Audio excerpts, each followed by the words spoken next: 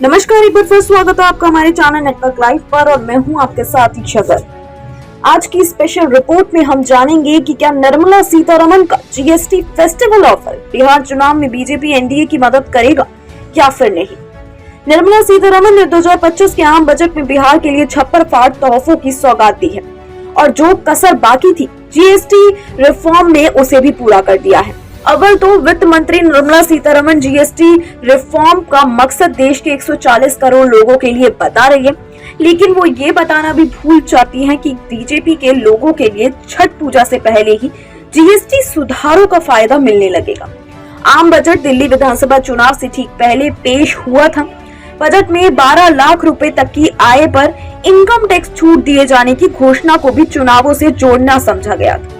जाहिर है कि केंद्र की बीजेपी सरकार में वित्त मंत्री निर्मला सीतारमण की नजर तो तब भी दिल्ली के साथ साथ बिहार चुनाव पर भी थी। अब जीएसटी रिफॉर्म के जरिए लोगों को वैसे ही खुशखबरी देने की कोशिश की गई है जैसा पहले लोगों को बजट के दौरान हुआ करता था। ऐसे में जबकि बजट चुनावी मैनिफेस्टो का रूप ले चुका है, जीएसटी ने ताजा बदलाव लोगों को बजट जैसे ही सुकून देने वाला लग रहा है। और ये रिफॉर्म बिहार विधानसभा चुनाव से ठीक पहले किया गया है। यही वजह है कि सवाल ये उठता है कि क्या निर्मला सीतारमण को ये फेस्टिवल ऑफर बीजेपी की अगुवाई वाले एनडीए को चुनावी फायदा दिला सकेगी या नहीं। एक इंटरव्यू में वित्त मंत्री निर्मला सीतारमण से ये जानने की कोशिश की गई कि क्या ये जीएसटी कट बिहार चुनाव में बीजेपी का मैनिफेस्टो है। वित्त मंत्री के लिए सीधे सीधे हाँ कहना तो मुश्किल था, लेकिन लिहाजा अपने राजनीति जवाब में निर्मला सीतारमण ने पूरे देश से जोड़ दिया। निर्मला सीतारमण का कहना है कि ये बिहार नहीं, देश के 140 करोड़ लोगों का मैनिफेस्टो है।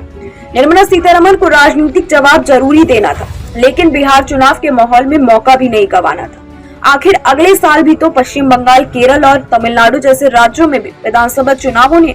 चुनावी मैनिफेस्टो पर सवाल के जवाब में वित्त मंत्री निर्मला सीतारमण ने कहा कि बिहार और बिहार की जनता के सामने ये प्रश्न उठाया जा रहा है, आपको छठ मैया से पहले, दीपावली से पहले, जैसे माननीय प्रधानमंत्री जी ने रेड फोर्ट से आदेश दिया था, डबल धमाका बिहार को मिल रहा है और लगे हाथ ये भी जोड़ दिया कि पूरे देश को मिल रहा है। 2014 में केंद्र की सत्ता में काबिज होने के बाद से ही बीजेपी दिल्ली में शासन के लिए तरस रही थी।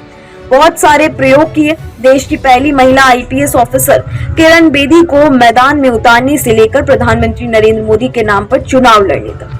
आखिरकार 2025 के चुनाव में जीत मिली और बीजेपी की रेखा गुप्ता दिल्ली की मुख्यमंत्री भी बन गई। दिल्ली की जीत में तमाम चीजों के बीच 12 लाख रुपए तक की आय को आयकर छूट दिया जाना भी महत्वपूर्ण माना गया। दिल्ली में तो सफलता मिल गई, अब बीजेपी को बिहार का भी इंतजार है। टैक्स छूट का फायदा तो दिल्ली वालों की ही तरह बिहार के लोगों को भी मिल ही रहा है। अब ताजा जीएसटी के जरिए जो तोहफा मिला है उसका असर देखना भी बाकी है।